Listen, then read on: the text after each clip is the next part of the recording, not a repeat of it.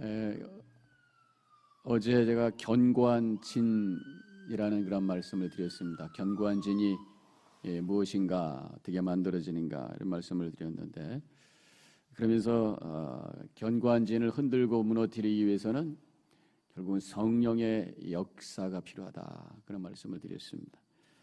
인간의 힘으로 되는 것이 아니라 하나님의 영으로, 하나님의 능력으로, 성령의 능력으로 된다, 이렇게 말씀을 드렸어요.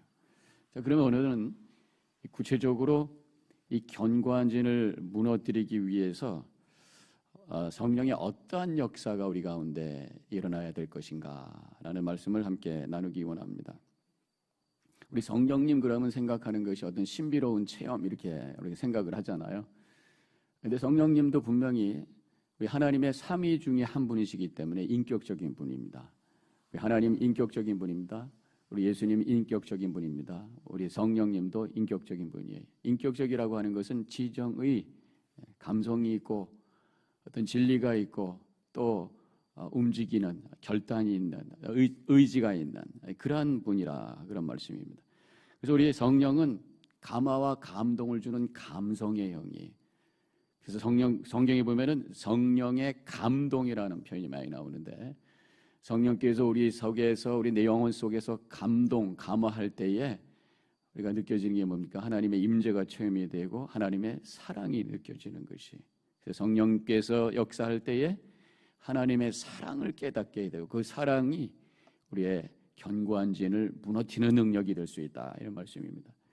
또 한 가지는 성령님은 진리의 영이에요.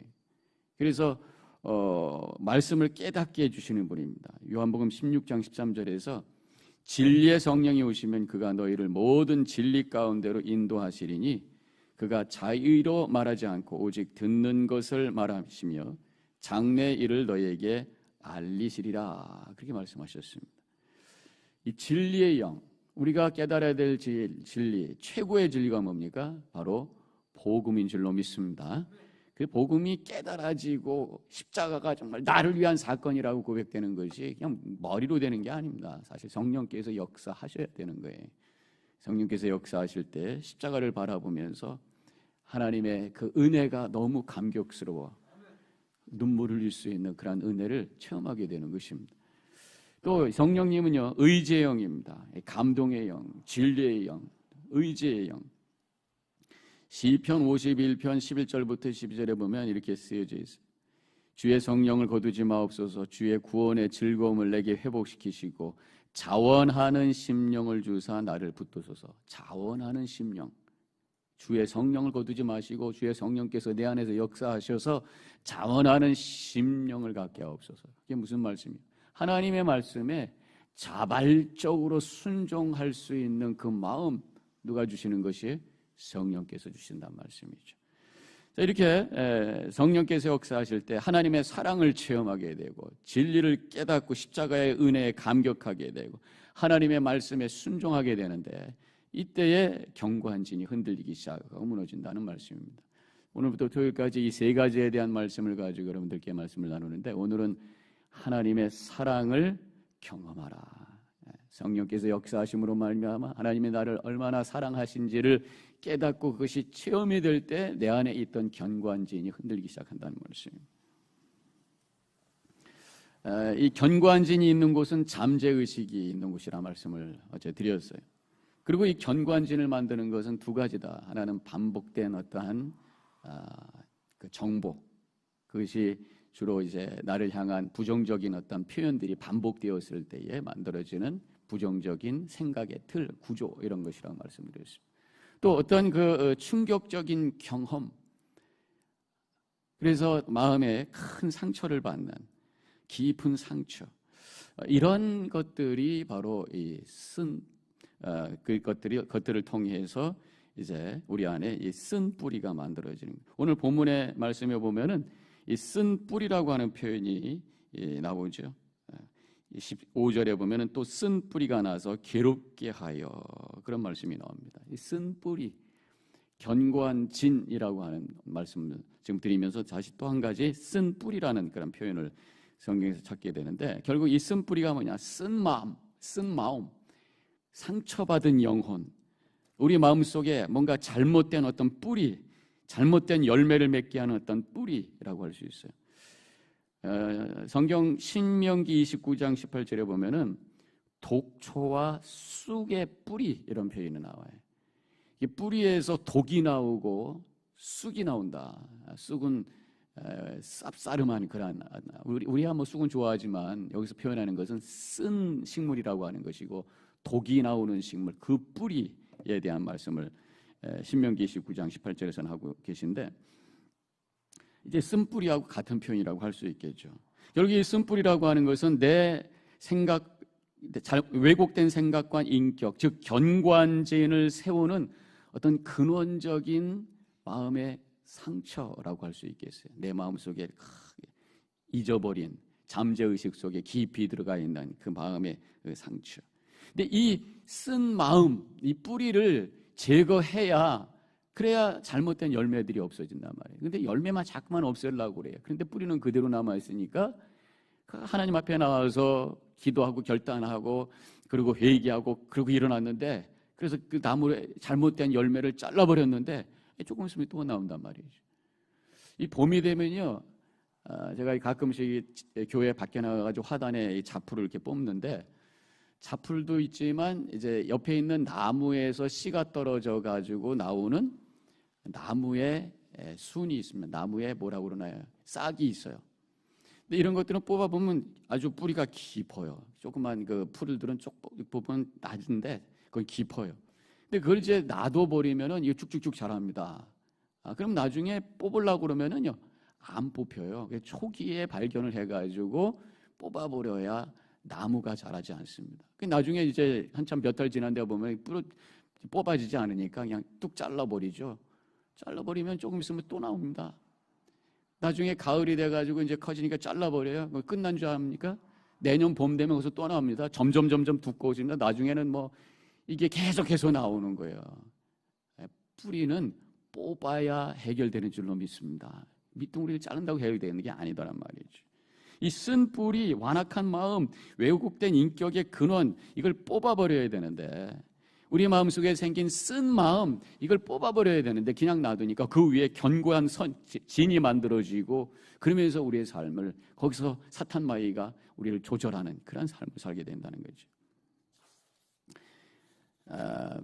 이 쓴 뿌리, 깊은 상처라고 말씀을 드렸습니다. 그것이 왜 우리가 살면서 어떤 큰 경험을 통해서 깊은 그런 상처를 경험하는가? 거절감이죠. 나에게 사랑을 줘야 되는 분들이 사랑이 아닌 이상한 말을 한다든가, 거절감, 사랑을 주지 않고 나를 거부하는, 사랑을 받길 원했는데 거절당한, 여기에 큰 상처들이 만들어요. 이게 쓴뿌리라고 하는 것이. 우리 인간은요, 태어날 때부터 두 가지가 필요합니다. 하나는 음식이고 또 하나는 사랑이에요. 음식을 먹으며 엄마의 사랑을 받고 아이들은 쑥쑥 자라게 되어 있어요. 그런데요, 왜냐하면 우리는 하나님의 형상대로 지음받은 존재이기 때문에, 하나님은 사랑이시기 때문에 우리도 사랑이 절대적으로 필요한 존재예요. 그런데 우리 주변에 있는 분들이 온전하지가 않아요. 죄성을 갖고 있기 때문에 온전한 사랑을 주지가 않아서 누구나 다 그 속에는 크고 작은 사랑의 결핍, 또 여러 가지 삶의 여러 가지 그 거절감을 체험하면서 깊고 또 나름대로 크고 작게 그 상처와 쓴뿌리를 갖고 있다, 그런 말씀이죠. 그러면서 그 쓴뿌리에서 생겨지는 하나의 열매 중에 하나가 열등감이라는 게 있습니다. 그래서 우리 인생이라고 하는 것이 이 거절감, 또 거기서 나온 열등감, 이것과 씨름의 과정이라고 볼 수 있습니다. 그 하와이 YM 강사이신 그 브루스 탐슨이라고 하는 분이 쓴 내 마음의 벽, 읽어보신 분도 계시겠습니다만은, 이분이 인간의 기질에 따라서 이 쓴뿌리, 또 상처, 열등감, 이것과 싸우면서 생기는 네 가지의 인간의 성품, 성격에 대해서 말을 하고 있어요. 기질은 두 가지, 우리가 적극적인 기질과 소극적인 기질. 뭐 우리가 흔히 얘기하는 내향적, 외향적, 이건 기질이 태어날 때부터 만들어진 거예요. 이것을 가지고 내가 붙들고 있는 어떤 상처, 열등감과 씨름하면서 두 가지가 더 만들어지면서 네 가지 성품이 만들어진다는 얘기. 소극적 기질, 내향적 기질 가진 사람은요, 거기에 유순한 사람, 착한 사람이 있습니다. 근데 알고 보면은 사랑을 받고 싶어서 다른 사람에게 비유를 맞추고 잘하고 모든 사람들에게 인정받고 사랑받기 위해서 막 노력하는 것이, 그래서 착하다는 소리는 듣지만 사실은 굉장히 피곤하고 그 마음속에 허전한 그러한 공간이 있다고 하는 거죠. 또 소극적인 기질인데 폐쇄적인 사람이 있습니다. 아주 소극적이라서 열등감 속에 쑥 빠져버려 가지고 아예 사랑받는 걸 포기해버려서 그냥 자기 속에 갇혀버리는 사람이 있어요. 대인관계에 힘들어해.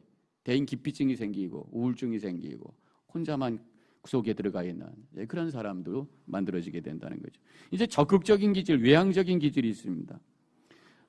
이런 사람들은 굉장히 적극적이다 보니까 사랑을 받고 인정받으려고 하는데, 이 사람은 어떻게 하냐면 다른 사람을 비판해서 깎아내려서 자기를 올리려고 하는 사람이 있습니다. 그 사람은 그냥 말만 하면 늘 다른 사람 비판하고 비난하고, 그래서 그 옆에 있으면 아주 피곤해요. 칭찬할 줄 몰라.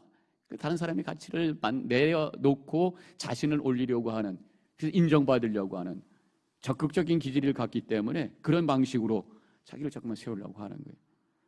또 한 가지, 마지막 네 번째 성품은 경쟁적인 사람이 생깁니다. 아주 적극적인 사람이, 그래서 자신의 열등감을 극복하기 위해서 다른 사람보다 더 잘하기 위해서 막 뛰어갑니다. 굉장히 열심히 사는데, 그런데 굉장히 그 속에 강박관념이 있어요. 다른 사람보다 떨어지면 안 돼. 가만히 내가 스탑하면 인생이 무너질 것 같아서 죽어라고 살다가 어느 순간에 우르르 무너질 수 있는 그런 사람이 만들어진다고 하는 것입니다. 이 네 가지 성품을 말씀을 드렸는데, 우리가 살고 있는 모든 사람들의 모습이 이 네 가지 중에 하나에 비슷하게 연결이 될 수가 있습니다. 나름대로 이 쓴뿌리와 깊은 이 상처, 열등감을 가지고 씨름하면서 이러한 성품이 만들어지는데, 바로 이 견고한지는 이 쓴뿌리 위에 만들어진 어떤 왜곡된 인격과 성품이라고 하는 것입니다. 이 쓴뿌리를 뽑아내야 돼. 그리고 그래야 깊은 이러한 어떤 견고한 진이 흔들리고 무너지게 된다는 거죠. 쓴뿌리를 뽑아내는 방법이 뭐냐? 바로 그것이 하나님의 온전한 사랑을 체험하는 그러한 방법인 줄로 믿습니다. 왜냐하면 이 거절감이라고 하는, 사랑 결핍이라고 하는 것 때문에 생긴 문제거든요. 그래서 그것을 해결하기 위해서는 사랑으로 채워야 되는데, 세상에 있는 사람들은 우리에게 온전한 사랑을 줄 수가 없어요. 우리 하나님만, 사랑이신 하나님만 진정한 사랑을 우리에게 채워주시는 줄로 믿습니다. 그래서 우리 하나님을 성경에는 아버지라고 말씀하고 있어요. 세상의 아버지는, 우리가 아버지지만 자녀들에게 온전한 사랑을 누가 줍니까? 나름대로 노력을 하지만, 그러나 우리 하나님 아버지는 우리에게 온전한 사랑, 세상이 줄 수 없는 진정한 사랑을 우리에게 채워주시는 분인 줄로 믿습니다. 우리 하나님은요, 우리를 잘 살피시고 돌보시고 나보다도 나를 더 잘 아셔서 내 마음을 만져주시는 분이, 제가 한번 간증을 했습니다마는 어떤 그 내적 치유 세미나에서 내 자신을 보게 되어서, 그래서 교회 아버님 목회할 때 아버님이 야단 맞는 것을 보면서 내 마음속에 깊은 상처가 되고, 나도 알지 못하는 사이에 그것이 내 속에 뿌리가 되어서 저도 목회할 때 굉장히 그런 것들이 나를 힘들게 했던 것을 나중에 발견하고 하나님의 사랑을 깨닫고 그것으로부터 내가 자유함을 경험하면서 너무너무 행복했던 그런 체험이 있습니다. 근데 이제 하나님의 사랑이라고 하는 것이, 물론 그것이 다 성령의 역사란 말이에요. 이 하나님의 사랑이 어떤 이런 세미나에 가서 한번 경험하는 이벤트로 끝나서는 안 되더라고요. 우리 하나님은요, 살아계신 분이고 옛날에 한번 만났던 분이 아니라 지속적으로 우리와 함께 동행하시는 분이기 때문에 우리에게 지속적으로 사랑을 주시는 분이 우리 아버지 하나님이신 줄로 믿습니다. 그래서 우리는 지속적으로 주님의 임재 속에 들어가는, 근데 하나님의 임재를 체험할 때 하나님이 여기 계신다라고 하는 어떤 그 감각적인 체험에서 끝나는 것이 아니라, 하나님의 임재를 체험할 때는 결국 그분의 사랑이 너무 커서, 그것이 너무 감격스러워서 눈물로 주님과 함께 그 자리에서 감격 속에서 찬양하며 주님을 경험하는 그런 체험을 하게 되는 것이, 즉 하나님의 임재 체험은 하나님의 사랑의 체험이다, 그런 말씀이에요.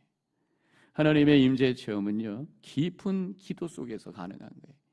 뭐 통성기도 하다가도 깊이 들어가면 하나님의 사랑으로 들어가는 거예요. 또 깊은 묵상의 기도 속에서, 침묵 기도 속에서, 관상 기도 속에서 하나님의 임재를 체험할 때에 성령께서 주시는 감동과 그 하나님의 사랑이 체험되면서 내 안에 있어서 딱딱한 마음이 녹아지기 시작하고 견고한진이 흔들리기 시작하며 온전한 성품으로 회복되는 역사가 일어나게 되는 줄로 믿습니다. 우리 하나님은 아버지. 그래서 우리가 기도할 때 하나님, 그리고 또 아버지 우리가 부릅니다. 요새 신학자들이, 특별히 페미니스트 여성 신학자들이 어떻게 하나님이 아버지만 되냐, 꼭 하나님이 남성이라고 해서 아버지라고 부르는 것만은 아니죠.